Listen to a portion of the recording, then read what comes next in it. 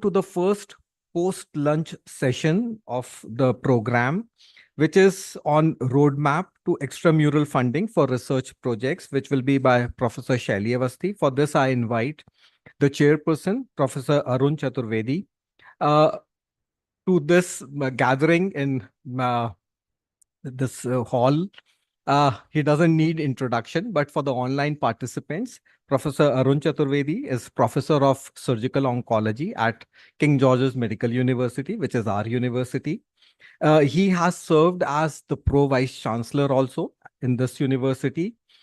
He is renowned for his academic power and have contributed extensively to medical literature with numerous publications. Professor Chaturvedi is not only a meticulous, he has not only meticulous surgical skills, but also has exemplary character as a gentleman. So a thorough gentleman.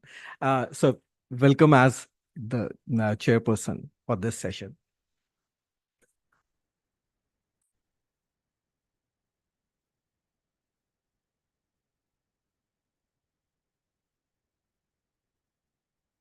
So, very good afternoon to all the participants of this this conference. And I found this whole conference very educative. I was attending it online before this. And so now, post-lunch, we have something very interesting. And I have the pleasure to introduce the speaker, Professor Shally Awasthi, who has been, I think I know her the longest in this whole hall because she was my student and then later on my colleague and also a close friend. So Professor Shally Awasthi is currently Vice Chancellor of the Bodhisattva University, Barabanki, with more than 35 years of experience in research and medical education. She is included in the top 2% of the scientists in the world with their extensive research. And she's listed by the Stanford University in this top 2% bracket. She did her MBBS and MD and PhD from King George's Medical University and her master's in clinical epidemiology from the University of Pennsylvania, Philadelphia, as part of the INCLEN program. Professor Awasthi was formerly the head of the Department of Pediatrics. She is a very renowned researcher, has won several awards during the course of her career.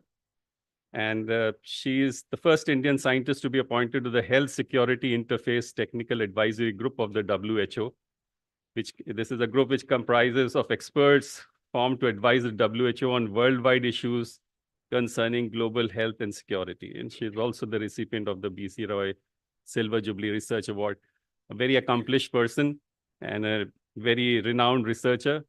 I invite Professor Shally Awasthi to deliver her talk on this subject she's very familiar with. Shally.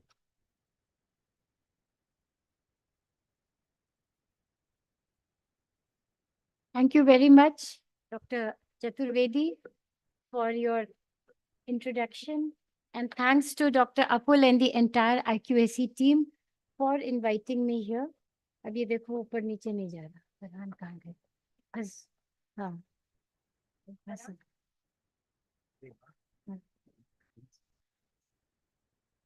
तब इसको ये वाला हाँ okay. So the topic which I have been given today is the roadmap for extramural funding for research projects, because I think you all think I've got a lot of extramural projects during my stay here. So did I have a roadmap?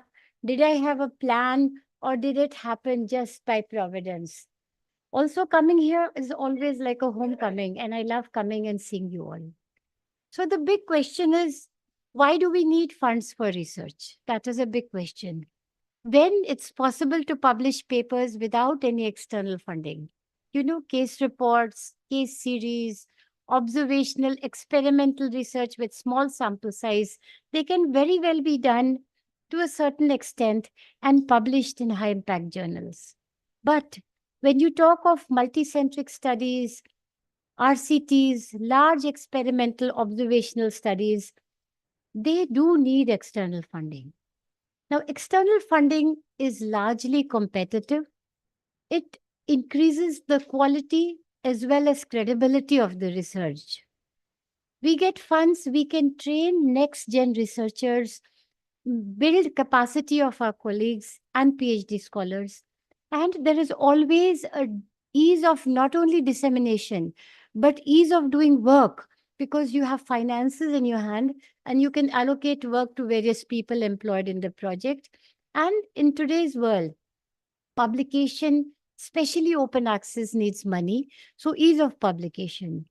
So I would say that funding for research translates into impact, translates into visibility, and it also translates into capacity building. That is my take on it.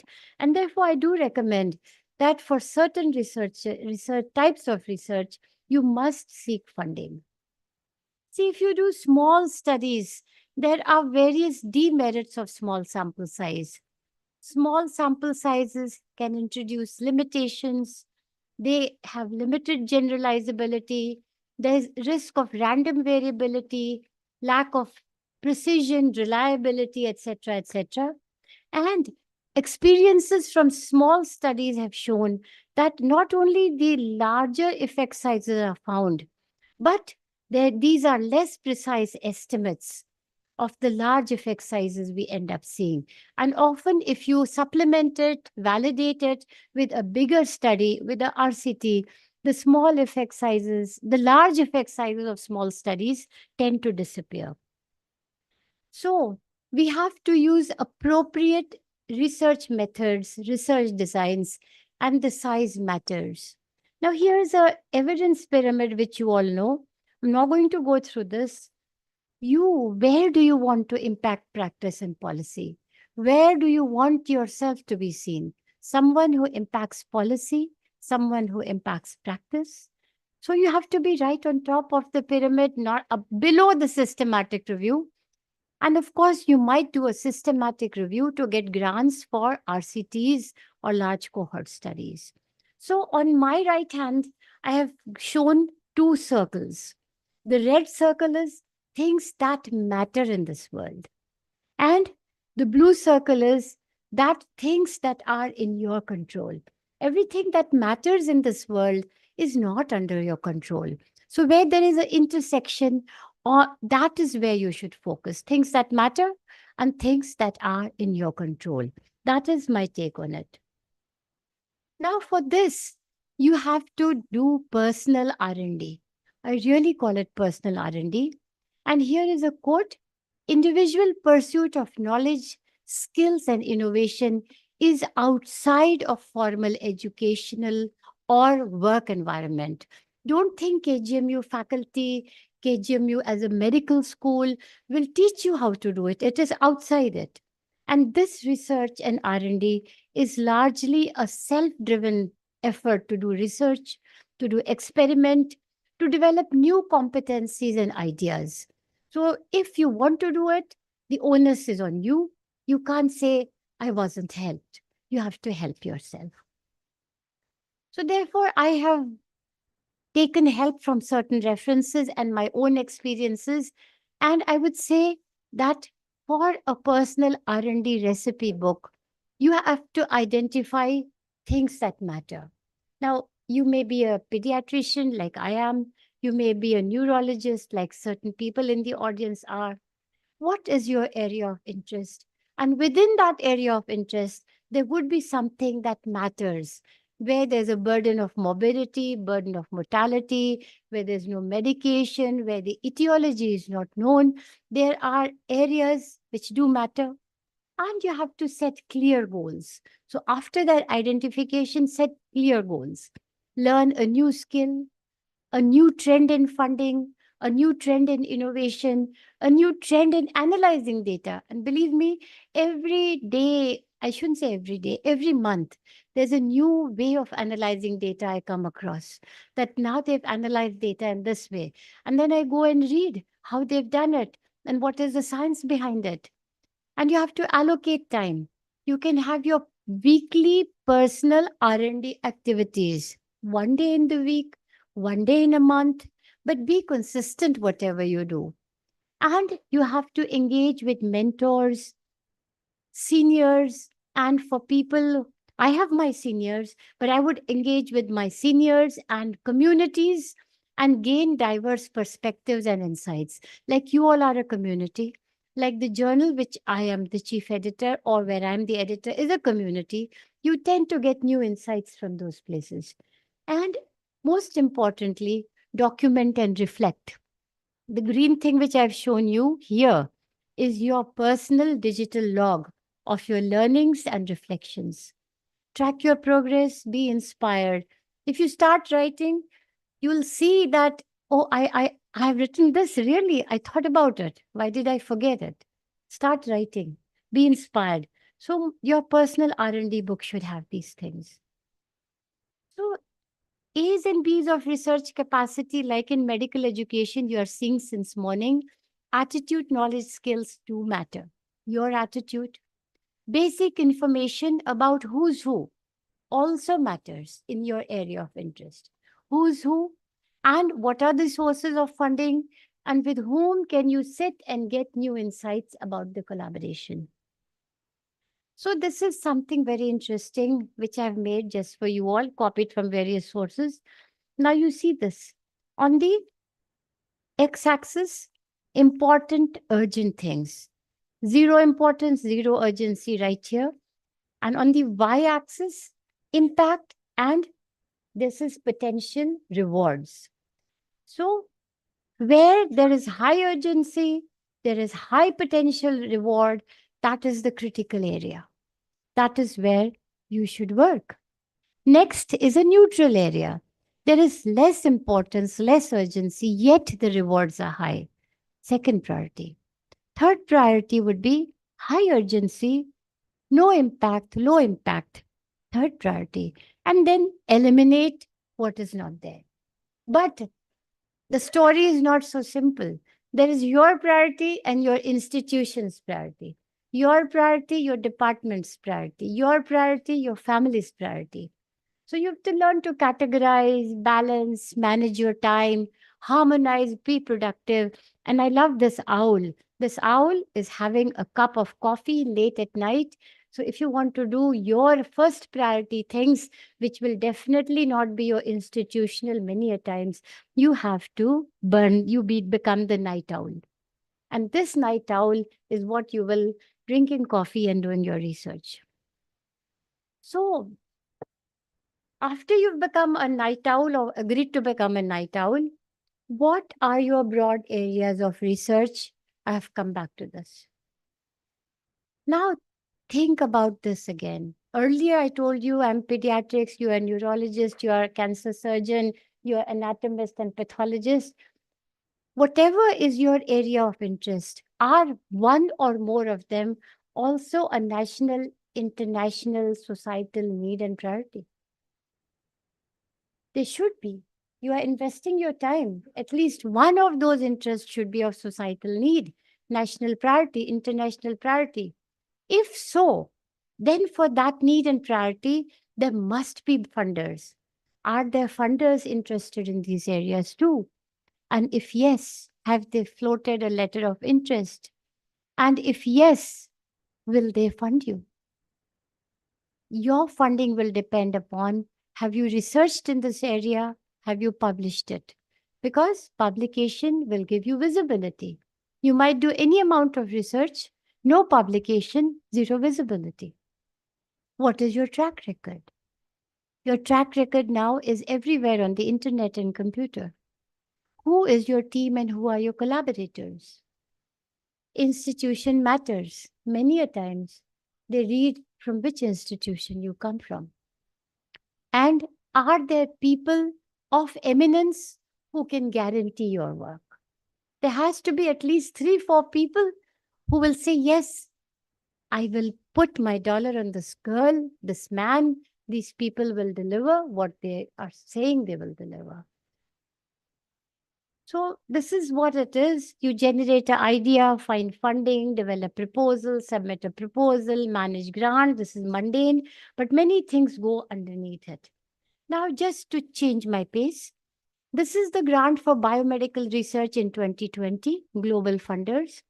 And if you see, the first column is WHO region. Second column is high income countries. They got 73,000 plus grants. Upper middle income country, 381. Lower middle, 335. Lower income, 174. Grand total, around 75,000. We now we can call ourselves middle, upper middle, lower middle. We are getting such a small proportion of research grants from global funding. So this is our competition is immense. And then if you see by the grants by which area, and the ticks are my areas. So this is the big pie chart. 72% were for non-communicable diseases. I don't work on non-communicable diseases, really. I've never worked. So the blue, luckily, is communicable, mother, and perinatal. And yes, 21% is there. Oh God, 21% is there. Maternal, communicable. Then you see others, infectious and parasitic. Yes, there are grants there. Respiratory, yes, there are grants there. And you go to the third one, and I've marked tick lower respiratory tract infection, community acquired pneumonia, childhood pneumonia. So my expertise, my bulk is on pneumonias, parasitic diseases, nutrition. So it comes under the chunk maternal child diseases, which there is some funding, not as much as for non-communicable diseases. So we have to know the geography of the world around us, the terrain around us. So then we end up thinking, my child health research is so small. Communicable, non-communicable is so big. So there's an issue of small and big, light and heavy, short and long. And the answer is we have to collaborate because collaboration does matter. So when it's time to apply, we must think, can we have a multidisciplinary, multi-site approach after we have established ourselves? So we have to do networking. We have to think about diversity, make our knowledge contemporary about new techniques, learn repeatedly growth and professionalism, do relationship building, have leadership skills, think innovatively, be contemporary, and be reliable. So once it's time to collaborate, you do these things, and then you do the grant hunting with the team, with the time. It's not that the grant application is like on 31st of July, and today I sit and start doing it. I will never get it. That has to be done 3 months, 4 months, 5 months in advance. Explore all funding sites and align with their call for proposal. And what is important is innovative conceptualization and excellent documentation. Now look at the blue things I have written. ICMR small extramural grant. Last date was 28/4/23. Results declared 39/23. 41 awarded, less than 10% success rate. I was quite sad where there was nobody from KGMU, but there was AIMS from UP, CSIR, IIT, BHU, STP, GIMS, and there were 2 from private parties.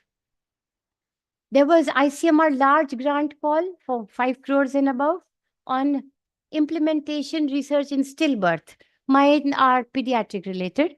So there were 1,400 submissions. And how many got funded? 5. Now, there was a time 20 years ago, I should say, where ICMR money, there were no takers. The scene has changed. Money has increased, takers have increased, quality of takers have increased. It is not only academic government institutions, they are academic private institutions and academic NGOs which do R&D in health. So the competition field has increased tremendously since that time. So now, which Dr. Chaturvedi might know, I'm sure you met Dr. Eisenberg. Okay, Dr. Eisenberg, when I went for my fellowship in US, was my mentor. That time he was the chair of Department of Medicine at the age of 44 or something. He died in 2002 at the age of 55 by a brain tumor. So he took me to his office on the first or second day when I came to US, and he was allotted my mentor. He said, listen, this is my diary. This is my drawer. And he says, here are completed projects. Here are projects in progression. Here are projects I've submitted to funding. And here are things I'm thinking about. It made a deep dent in my brain. And throughout, I had in all three categories: completed projects, projects in progress, projects submitted, and kept on thinking. So there was never a time where there was not one project in any of these areas of development. I'm sure it was random words and observations from him, but it made a lot of difference. And when he died, he was the head of R&D, AQSHR or something in United States, one of the highest positions. So, not talking of big things, baby steps should be taken. Start with without funding, then start with small funding. Small fundings are easier to get. If you want a 20 lakh funding, you might be more successful than a 2 crore funding. Be honest about your capabilities and your relationships. Build your CV. Journey is slow, make it steady. Now, as you climb up in the ladder, suppose I apply for a 5 crore funding. I'm not successful all the time. The success rate, if I see my success rate and you think I am successful, my success rate would be 40%. 60% times or more, I have spent time developing multi-site, multi-crore project. It's not light enough. So you don't have to be disappointed. Now, something on where to find funds, something which you know and something which I might be able to tell you. There are local level bodies, you know all of them, state government, central government, international, companies and private R&Ds and NGOs. And this is a list of funding agencies. It's not exhaustive, but something I pulled up for you all. There are many. There are many. But don't submit a project of community acquired pneumonia to DRDO because DRDO won't fund it. See what they are funding and submit there. Don't fund like Ministry of Food Processing Industries. Submit something on nutritional deficiencies, but not on infectious diseases. And then there is a non-exhaustive list of international funding with a website, 100 places to find your research funding. It's easier written 100 places to find your research funding, but maybe none of them will serve you. Maybe all of them serve you. So remember, there are private funders, multiple funders, and I'll show you that this is Hindustan Unilever. They had a call for proposal. I don't know why I applied for it, multi-site project, and they gave me a lot of money, Hindustan Unilever, and we've got big publications of nutritional surveys with Hindustan Unilever. Then there could be a multiple funder consortium. If you have a big idea, one single funder will not give you. So I have done work which was done with USAID funding, WHO put their money, ICMR India put their money. So if you have a good project, you have people coming in and saying, yes, they want ownership in that project. I have also contributed because they're acknowledged. And there was my big deworming data trial published in the Lancet, which had World Bank funding, University of Oxford funding, USAID funding, GSK massive donations of deworming medicine, and Sight and Life Foundation funding from Switzerland. So remember, if when you get big, one funding agency cannot help you. You will have to find multiple like-minded funding agencies. They come together and they fund you. Another one is, don't forget collaborations. And in the collaborations, this is a 20 institution collaboration. This is us. I joined them because I was invited to join them. I joined them. This was a lead taken by University of Deusto in Spain. There were 20 countries, and we 20 together under leadership of Duesto got funds from European Union on medical education project, and it is published. We have a publication which we show, Tuning India. Vimla was with me. I kept Dr. Vimla was with me in this Tuning India, and other people have been with me. So to cut it short, it requires passion, persistence, perseverance, and positivity. The long, long journey is there. It has to begin one day. If you want to do it, you can definitely find your way. Now, this was my roadmap. There was no roadmap. One thing happened, the other thing happened, the other thing happened. If you can learn something good, like Eisenberg's words made something to me, maybe my words would make something for others. Thank you very much for inviting me.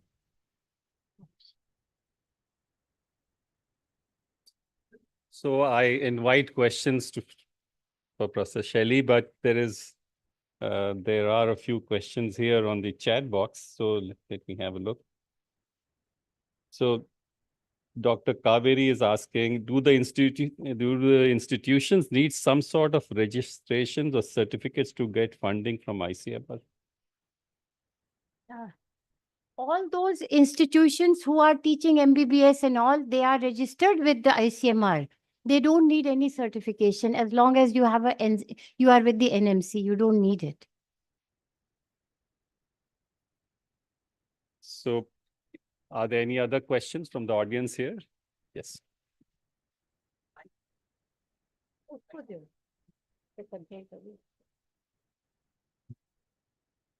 Good evening, madam.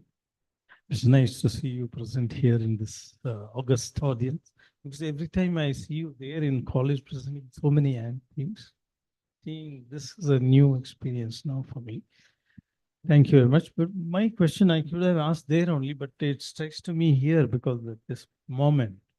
Now, the thing is it possible that in the student cell or any of the academic cell where you can provide information and also simultaneously mention how to go about these things, like funding and related, and you can only process most of the things for the people who want to really do something, so that in the institution, if possible, or in anywhere, so that they can have their interests done well.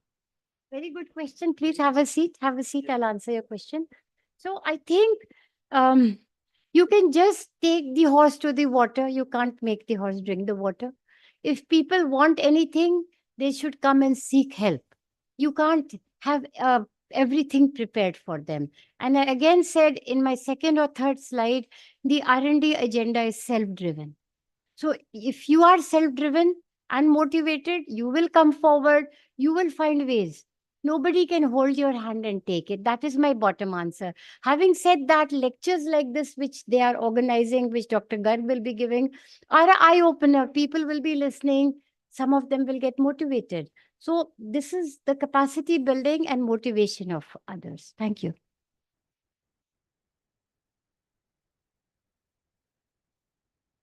I'll request Professor Chaturvedi to give a memento to Professor Shally Awasthi. Ma'am, idhar aaye. Idhar aaye. Samne.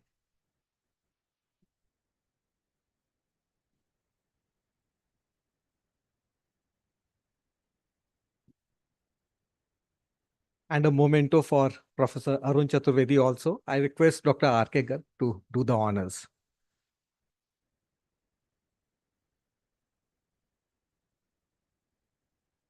We now move on to the next presentation.